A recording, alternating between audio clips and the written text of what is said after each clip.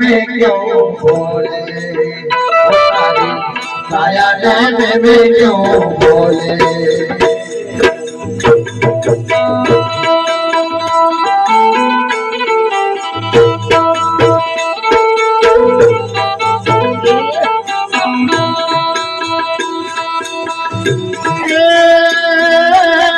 काया घटो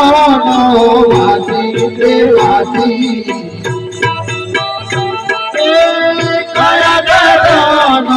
वासी रे वासी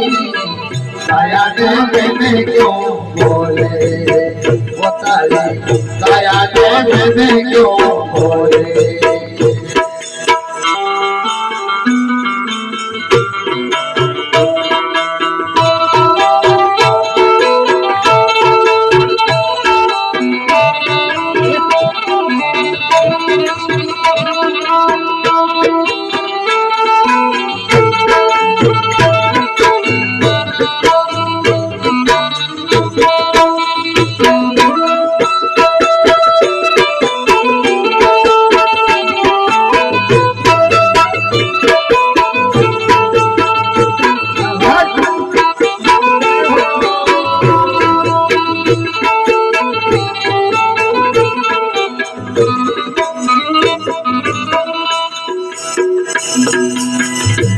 एक है भिक्षु सच समझ कर प्यारे तुम निज रूप का ज्ञान करो। एक है भिक्षु सच समझ प्यारे तुम निज रूप का ज्ञान करो। ये फिर मुक्ति बने तेरी दासी इस काया को मैंने क्यों बोले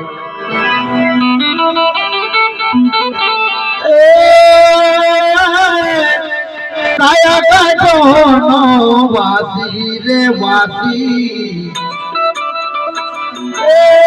काया का दोनों वासी रे वासी सारी काया ने में क्यों बोले बताया काया ने में क्यों बोले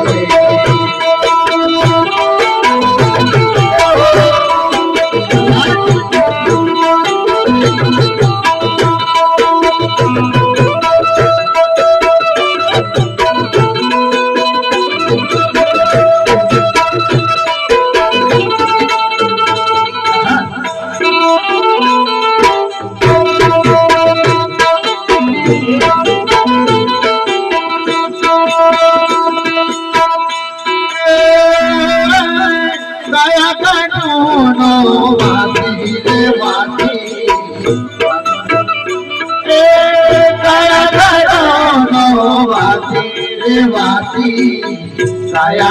में क्यों बोले साया में क्यों